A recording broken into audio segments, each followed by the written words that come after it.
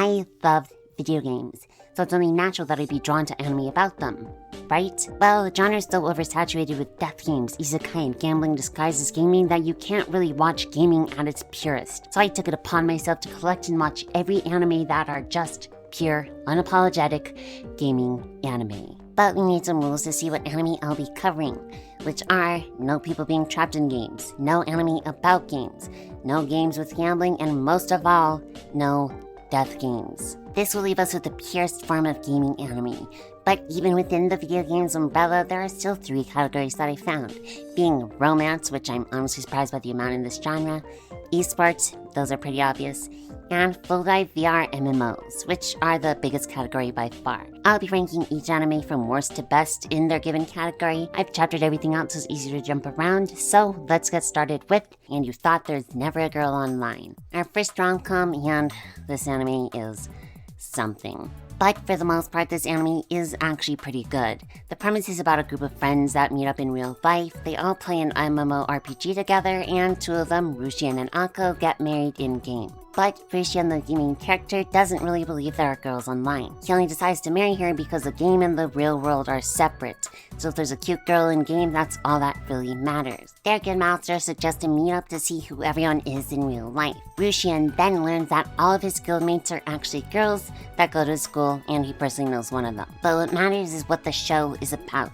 Akko, the girl Rushian married in-game, cannot tell the difference between reality and the game. So the whole good part of the anime is the rest of the guild working together to try to get her to be able to differentiate between the two. While trying to get her to see the difference, they goof off playing the MMO, all the while creating an actual relationship between Akko and Rushian. This part of the anime is actually really nice. There are so many amazing parts that are actually extremely wholesome and sweet. That all ends in Akko and Rushian having a heart-to-heart where she finally starts accepting school thanks to Rushian. But this amazing moment only happens in episode 5.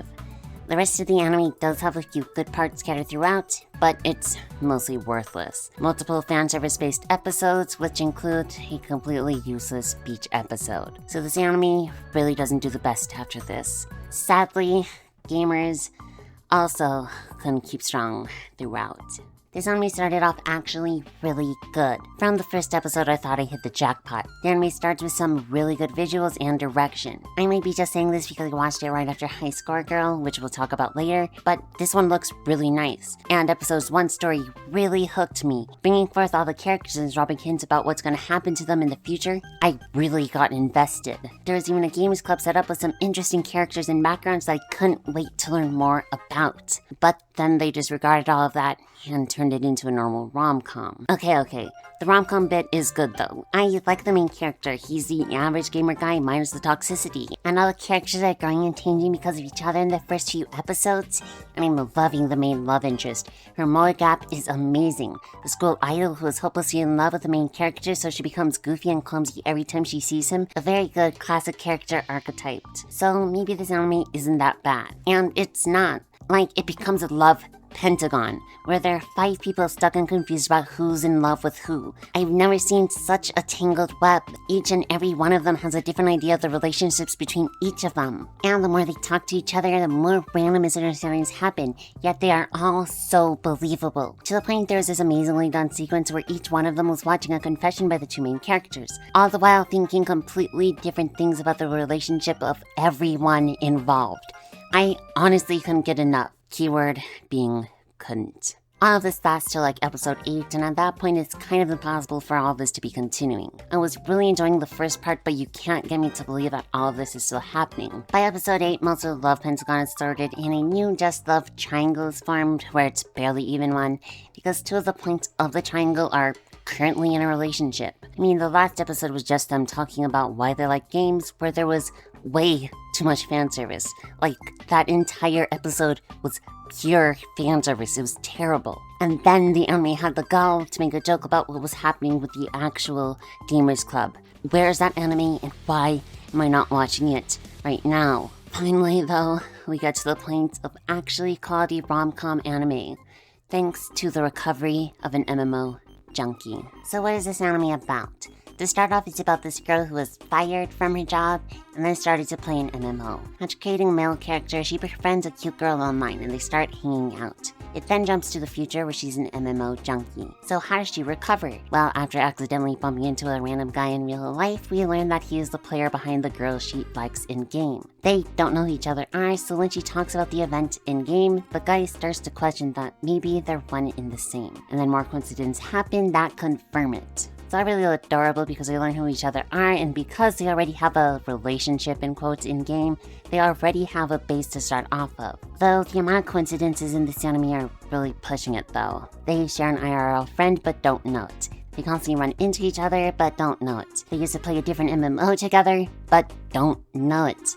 Having like 3 of these is nuts, but whatever. But because what matters is because when she starts dating and actually has to go outside more, she slowly becomes less of an MMO junkie. Cleaning her room, taking baths, doing makeup and plucking her eyebrows, becoming less MMO junkie as the anime goes on, and it's nice to see her go from shut-in to normal person over time because of love. For the gaming part of this anime, the game they play is barely even a game, and it's kinda sad. They show parts like, oh, there's gacha and quests and stuff, but there's like no real game. And it's being treated almost like a full dive game because of how the characters interact with the world, but it ain't one because they're on a computer. At least other anime have the decency to show what it looks like on screen for the people playing the game, but this anime just shows the next or previous frame of animation from the game on the screen. Kinda disappointing, I really can't lie. But it's a really sweet love story with practically no fan service, and it's just really cute. Comedy is optimal, and even though they don't do much with the game in this anime, a lot of the jokes are based on the game, and I like that. But this anime is a great love story where they just use the game as a means to an end. Not much actual gaming, but hey, it's a rom-com. What do you want, an anime with loads of gaming and romance? Well, High Score Girl is just that. This anime is quite the opposite of gamers, because the first few episodes of it really weren't the best, both story and animation-wise. But come the end of the anime, I really enjoyed watching it. While most other rom-coms on this list use video games as a medium to bring forth romance, High Score Girl has an extremely good balance. And this anime doesn't just focus on one game, because you see the evolution of arcade games as the characters grow up. For romance, it's mainly a love story between the 2 main characters, but episode 4 adds a third, making it a love triangle. I like her character. She just kind of disappears near the end of the show, so does she even really count as a main love interest? Kind of. But because of that, I really only like the story of the main 2. Another main love interest is a rich girl who's too pressured to be perfect, so she finds solace in running off steam while gaming, which is where she meets Haru, the main character. Haru doesn't like her at first and thinks of her as a nuisance, but over time he learns what his true feelings are. The reason he thought she was a nuisance was because Haru was the best at video game, except for the love interests who always beat him. This is why he didn't like Ono at first and how they fell in love. The classic rivals to lovers. Naruto fans understand. But the romance in this anime feels really natural, and the video games were used to progress the romance while being a whole part on its own. For example, one of the major parts of this anime was a fighting game tournament that would decide if Haru would confess to Ono. It's definitely not for everyone though. If you like old arcade games like Street Fighter, the main game of the show, you'll like it. But if you don't care that much, you'll probably not like this one or find it really hard to get through the first few episodes. The emotional bits hit really hard, but most of the comedy went right past my head, so it leaned more towards rom than com. But all in all, it was just a good rom-com with tons of love for old video games. One thing that could be seen as a problem is the amount of words Ono says. Ono, the secondary main character, let me remind you, said a total of 0 words. It's done pretty well though. The amount of emotion conveyed though she didn't speak was astonishing. The CG animation was hard on my eyes at first, but it grew on me and it really matches the manga's art style, so I really can't complain. But could you really imagine being 3D? Wait a minute. Oh god. But you can really tell how much love for arcade games was in this thing. It was honestly amazing to the degree it was all done, and I was super impressed by that.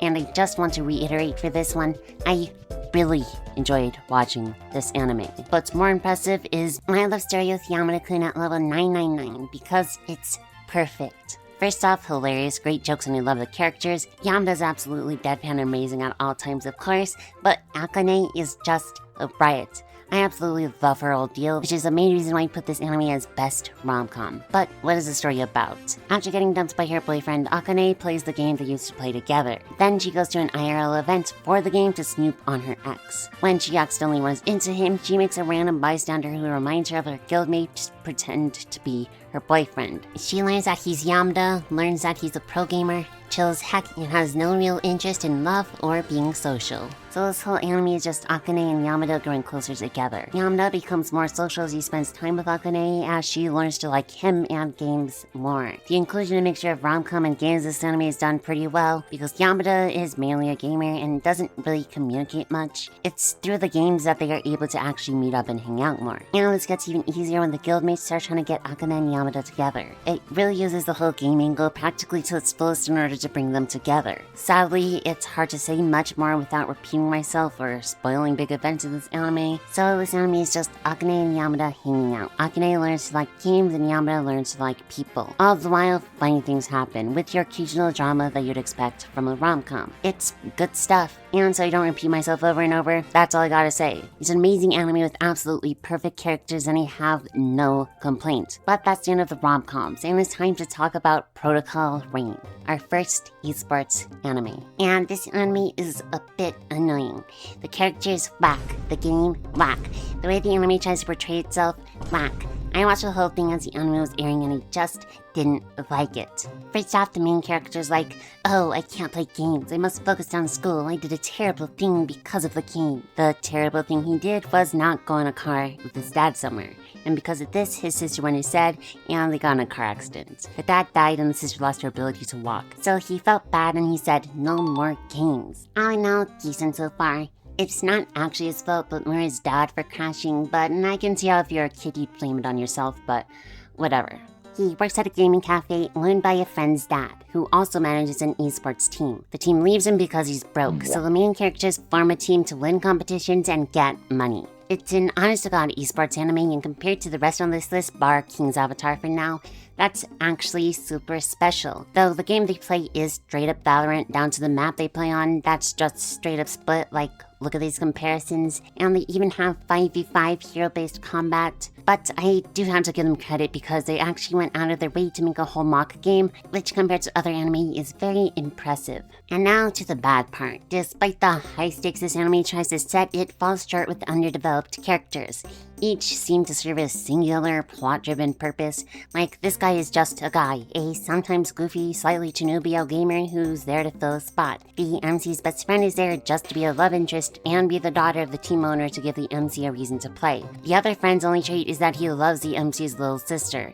The last player is only there to set up some tension with her character in the later half, which gets resolved on its own. The little sister is there to give the MC a reason not to play, while at the same time telling him to. The main bad guy is straight up a done character concept who actually wins in the end. And the MC is stupidly blaming himself for something that wasn't his fault, thus preventing him from doing the one thing this anime is about. Honestly, I feel like there are this many characters just to fill the 5v5 roster. The story itself is pretty decent, but it needs to have good characters to go along with it. Sadly, the characters couldn't keep up, so it didn't end up being as good as it could have been. So sad, yet another anime being not as good as it could have been. Luckily though, the King's Avatar is actually amazing. This one's a donghua, not actually an anime, but same difference, and with the scale of this show, it needs to be added in. This is by far one of the longest and best on this list. This donghua is about a professional esports player for a game called Glory. It's an MMO RPG that in the higher levels allows players to fight each other. So it's much like Gale, which from making the section, I learned that there's actual esports behind it.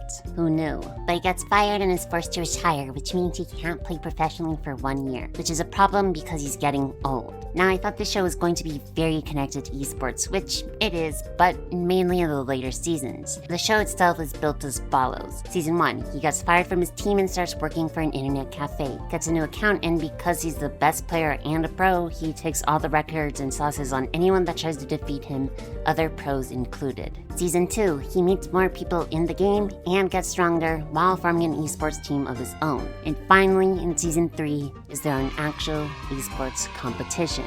So, not much esports for supposed esports Donghua, but I think it's done well this way. It gives time for the show to build the world and the background of all its characters and game without everything feeling rushed or thrown at us. And though it's not constantly an esports show, it's constantly a gaming one, which this part is also done well. Because he's a pro, he's able to play one of the hardest classes, which is none. He is an unspecialized character, so he's able to use skills and abilities from all classes. And because he has a super special weapon that can become any weapon from any class, he is completely broken. And I just love his character as a whole. The way he bullies and uses the entire player base into doing what he wants and giving him what he wants, just because he's strong and good at the game, he can do whatever he wants. The comedy is nice, the animation improves by leagues between each season, and I enjoyed watching all of it. By far one of the better shows on this list, and if you're looking for an esports one, this is by far the best.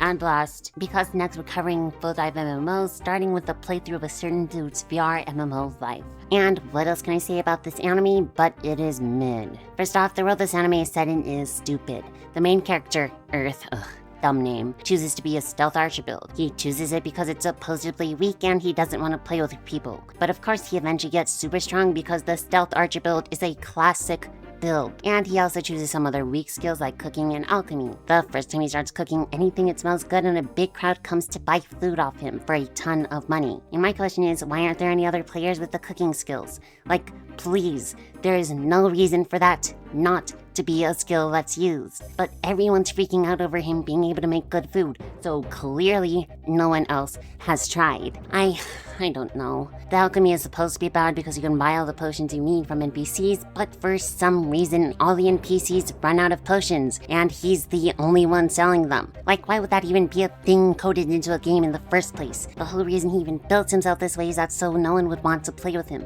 But of course, because this is trying to be a wish fulfillment isekai, he becomes super popular despite that. Eventually comes an event where people make contracts with fairies. Earth fails to do so successfully and doesn't get one. But he gets the title Fairy Playa, which makes all fairies adore him. After a tournament, the fairy queen gets revealed, they fight, and she becomes his wife because wish fulfillment demands it. Nothing really happens after this. He gets stronger by making more things, stuff you'd imagine happens with him and the fairy queen, and just normal random events you'd get from a game happen. Like I said, it's nothing special or even worth talking about.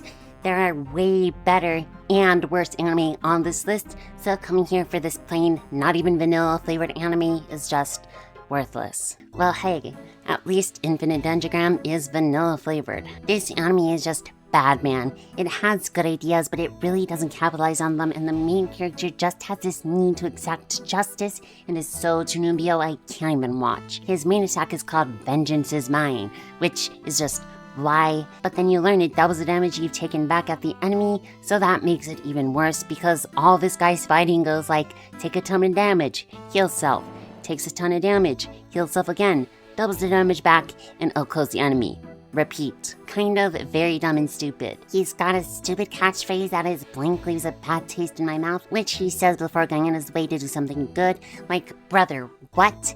And this anime is filled to the absolute brim with bad guys being so blatantly evil, while the good guys drone on and on about how it's their duty to stop them. Fight the guys because you want to fight the guys, not for some forced moral high ground. And in the last few episodes, we get a ton of lore dumped on us, where every character and their mother just drops their backstory and why they started playing the game over and over and over and over. It was just too much. But the game has some really cool premises. There are no specific quests, there are no guarantee of quests. You can get one by running into a random person on the street, and if you take too long to complete a quest, the quest might fail because the world won't wait for you to complete it. This is, I have to admit, pretty good. Especially when you add the fact that dying bans you from logging in for 3 days, so you miss a lot of the world while you're away. But man, do they do nothing with this. Ray, the main character, only dies once, and nothing even happens when he's gone. So the actual code rules that were set in place never actually do anything. This anime had some chances to set up some cool scenarios and such for the world that they made. They really had so much to work with, but the anime just couldn't keep up. Such a shame. And wow, would you look at this? Full Dive. The ultimate next-gen full dive RPG is even shittier than real life. Also does this. Yay. How much do I have to suffer to make this video? Okay, the gameplay in this anime is supposed to be an extremely realistic one. All the NPCs are practically human, there are no save points, no resetting, and everything done in the game is permanent. Plus, it perfectly recreates all 5 senses, including pain, so if you take damage in-game, it really hurts. But the game's not done there. Everything is super annoying. There is no way to quickly heal your wound because all medical herbs take 3 days to work. You need to eat, you need to pee, you need to sleep, you need to do everything in-game as if it were real life. Thus, the game is classified as the shittiest game despite being as close to reality as possible. And in my opinion, the game is just like the anime, extremely shitty with zero reason to continue to play unless you're horny. And yes, that is an actual reason why the MC decided to continue to play this game, because of a woman. But at the same time, I have to admit the concept of this anime is actually good. A game world where everything has consequences just like real life is pretty decent, but the anime did a terrible job with this concept. Despite it trying to be super realistic, there are still so many corners cut that make it way too game-like. Here, we see him logging out, but then he logs back in at a later time from exactly where he logged out. Due to multiplayer, other players exist, so how does time work? Does a section just pause? Cause that ain't real. I just can't. But the anime does have a good message behind it. Don't give up on things just because they're hard. But it is such a bad anime that it doesn't deserve to hold such a good message. Like, I like the message and all, but like, come on man, this joke of an anime wasn't strong enough to wield that message. The MC is supposed to learn this, but instead of him figuring out anything himself, he relies on a walkthrough to help him get through the game. Even at one point, relying on that annoying girl to solve the problems with his bullying for him. He actually does nothing on his own until way later on. But I gotta admit, there were some good parts of the anime. There were some things that were actually pretty wholesome and empowering. But then the annoying girl comes back and makes a terrible joke after such an important moment. Like, please, just stop. This anime is just not good, and I could rant about it even more because I still have some bullet points I wanted to cover. But just so I could finish talking about this anime, I'm done. Instead, I'll talk about Accel World, and this anime is slightly better, but it's a bit different. What I mean is that it's kind of a death game, but also kind of not. If you lose in the game, you lose some points. If you lose all your points, it auto gets installed and can never be installed again. So no death, but you lose the game, and all characters almost treat it as death, but it's not really, so meh. I'll just cover it super quick just to get it done. In Accel World, everything is accelerated, so 1 second in game is like an hour in real life. Everyone is given an avatar with special abilities based on trauma through their life. They fight in battles where they use their abilities to kill the other opponents. It's honestly a decently built game for the anime, so you have to give it that. The reason why people don't want to get the game uninstalled and get more points is because you can use those points to pause reality. Some people like to abuse this, so they do everything in their power to control everyone around them, to the point that they do things IRL, like crashing a car into another player. It's got a big older anime vibe, mainly because it came out in 2012, so it is quite old. At one point, there is an actually really good villain, good because I actually wanted to grab through my monitor and punch him in the face, so really good writing right there. And honestly, the whole arc was really well done, and I think it fit what the anime was going for perfectly. That is battling your trauma and improving yourself, which isn't a bad message at all. And I have to give credits to actually how good that arc was. But the rest really wasn't there. It takes a while for everything to get set up, and it ends after that arc honestly quite abruptly, so it really couldn't continue with the momentum. This anime is for people who like older anime and want an almost death style game to watch. Not for everyone, but has a few good parts, so I can't say it's terrible. But I also can't say too many good things about it, which honestly, in my opinion, can also be said about Goodnight World. This anime is something. Many people seem to like this anime, and I can't lie, I did too, but I honestly didn't think it was that amazing. Mainly because I couldn't get a solid read on the message behind the anime, which for this type of anime, a strong message is kind of needed. But let me explain. This anime makes you really not like any of the characters involved IRL. In the game world, everyone's actually pretty chill, having a fun time playing the game. It's nice. But when you see Ichi, the main character, and the real family, you start to hate them all. But as the anime passes, you see how bad everyone in his life is, and then you start to sympathize with him. It's like Mushoku Tensei. You're meant to hate all characters in the beginning, But as time passes and you learn more about them, and as they grow as people, you start to understand them more, which really rings true for this anime. This is especially true when you learn that his in-game family and real family are one and the same. In real life, all of them are terrible people who in no way, shape, or form even resemble a family. But in game, they are as loving as can be. None of them know who each other are in real life, and I'm not blaming the anime for this. Everyone in the game is so drastically different that there is no way to be able to tell, especially because of the disdain he has for his real family. But the game aspect of this anime is done really well too. They built the game somewhat, but mostly leave it to the characters and in-game politics to take the lead, which was a really good choice. Even though the characters are bad people, that doesn't mean they don't make good characters. And the way they built the guild system that leads them to wars, which leads to major story and character development, was so well done.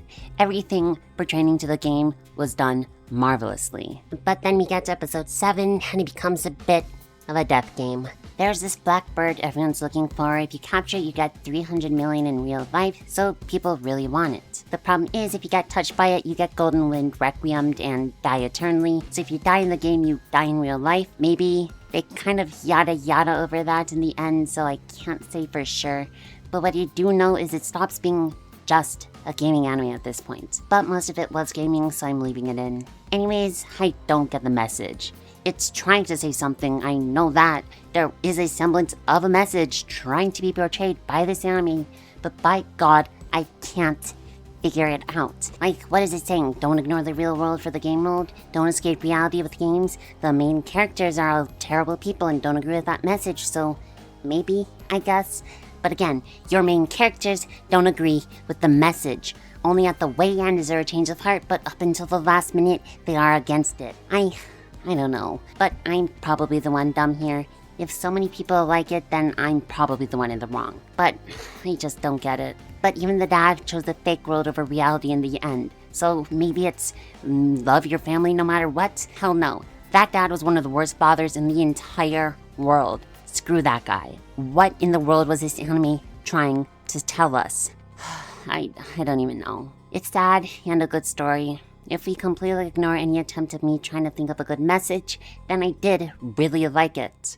Luckily, Gale Online really isn't bad at all, and I really liked it. Despite being connected to SAO and being called SAO Alternative Gale Online, it's for all intents and purposes its own anime. The whole happenings of this anime is centered around Squad Jam, where teams join up and fight in a battle royale. Basically, no-builds Fortnite teams with preset loadouts. There are a total of 3 SJs covered in the anime itself, and in each we meet new characters who all become part of the wider cast in future events.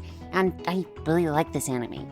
You can tell how much fun all the characters are having because it's a game. There's no die in the game, you die in real life, so there are no real stakes in the anime, but that makes it more fun. This is a very character-driven show because each of the characters have insane personalities, but they all play off each other really well and bring the actual fun into the game. This one is very game-focused, but has plenty of connection to the outside world. The main reason why Lene even started playing VR games was because she had a complex about her height. So when she finally got a randomized VR avatar that was very small and cute, she stuck with the game. And all the characters have some level of character building on her level. They all have a reason to play. From building team synergy for real-world sports to it's fun to play a game, so I'm gonna have some fun. And I just love, especially in the second season, how all the characters are just having fun playing. They care about winning, but they are just messing around having fun doing it. And in an anime about gaming, this is what I need. I didn't give it a chance because it was so connected to SAO, but I'm sure watching it for this video, I was pleasantly surprised and had a great time watching it. Even through all the craziness and the killing, the life into the scenarios, the reason to keep playing the game was just because it's fun. And that is what true video game anime should be about. Luckily, BOFURI has the same fun-loving atmosphere. In this anime, Maple, the main character, is playing a VR game for the first time. And because she doesn't want to get hurt, she decides to go into a shield class. After messing around a bit and falling asleep, she gains more skills that buff her extremely unbalanced yet broken build. This whole anime is about her stumbling around into random events or sequences and becoming more and more broken, to the point that she becomes one of the strongest players all by coincidence. I mean, she's just playing the game and having a blast doing whatever she wants, then finds the most random combination or thing to do and defeats a giant boss. Like when she mixes skills, she makes her turtle giants, then uses psychokinesis to make the giant turtle fly, creating a giant flying war turtle, which is just nuts. It's a very cute anime where the main character is just having fun, going around causing chaos, doing whatever she wants. Like, she randomly wanders down a random alley and gets a quest from a random NPC, clears the supposed hard quest by just flying over the entire challenge and not struggling at all. Next part of the quest, she randomly completes it because she got the required item beforehand, and easily clears everything else until she gets a broken skill that lets party members around her have her same defense, which is over 1000. All she does is randomly stumble into different events that lead to her getting stronger. And this is not a diss on the anime, it's actually a really good thing. In actual open world games, the best way to find new things is to just explore. By randomly wandering around, doing what seems fun, just having a good time is what leads to new events. Without that happy airhead wandering that Maple does, she'd not be as strong as she is or have as much fun. It's because she's just wandering around and combining random abilities and doing whatever she wants whenever she wants that leads to her insane strength. And that's what open world MMOs are about. Exploring, finding secrets, and just having a good time. And that's what this anime is all about. But with that covered, it's time for Shangri-La Frontier. Probably the best anime on this list. Sanraku is a gamer that loves trash games. He plays and beats trash games constantly because he loves fighting the struggle, much like me watching trash anime. I just enjoy them, okay? But because he plays and beats some of the worst games in the world, once he actually plays a god-tier game, he is absolutely pro at it. The game world itself is actually really well built, the best built game world for any of these shows as well, so the combination of his gaming skills and the great game is absolutely amazing. And this anime isn't as wish-fulfilling or power-trippy as BOFURI, I mean, if you could even call it that. Mainly I say that because he never just lucks out into winning any fight. If there's a fight that he just shouldn't win, he never does. And if he does win a difficult fight, it's because he pulled off some actually crazy moves that only someone as crazy as him could pull off. He's not strong because he's lucky or the main character. He is the main character because he's insanely good at games. And I just love how he actually loses like gamers do. And the whole way the quests work and AI was just so good. There are these unique monsters that only one of each exists that are like world bosses, and once you defeat a world boss, the story world progresses. And this anime is really good at making me wonder about the world. Sanraku kind of cares, but he's mainly playing because it's really fun and he wants to play more crazy content and be challenged. And all the characters are so amazing, both the NPC side and the player side. All the big ones have such defined personalities that bounce off each other so well, and all the NPCs are just so chill. I personally never thought that a singing blacksmith bunny would be so cool. But damn, a singing blacksmith bunny is so cool. It's just a great anime about a guy who loves games. He gets stronger and stronger as the world also gets stronger, to the point that he starts learning the secrets of the world. But he only really cares about the cool stuff because, again, he loves games. The animation, the story, the ideas, and the fighting are all so amazing and so gamer. And this was just one of my favorite anime on the list. And with that, we've reached the end of the list. That's all the anime I could find that fit this description. Let me know if there are any others that I missed, but I'm pretty sure I got them all. Here on screen now are all the anime I covered in this video, plus where you can watch them all. This information is also in the description if you want to look there. Sorry this video took a while to make. I had to watch like half of these for the first time and rewatch a few just to make sure I got all my information correct. And I know I usually don't really rant about anime in a negative way too much, but if you watch the amount of anime I did in that short amount of time, then I think we'd be on the same page. But I really did enjoy making this video regardless. I mean, my original script was 23 pages, but I shortened it down to 17, loads of ranting was taken out, so you're welcome. But yeah, that's about it. Hope you enjoyed this video. If you did, you can subscribe if you want. But anyways, I'm Ayanoli, and bye-bye.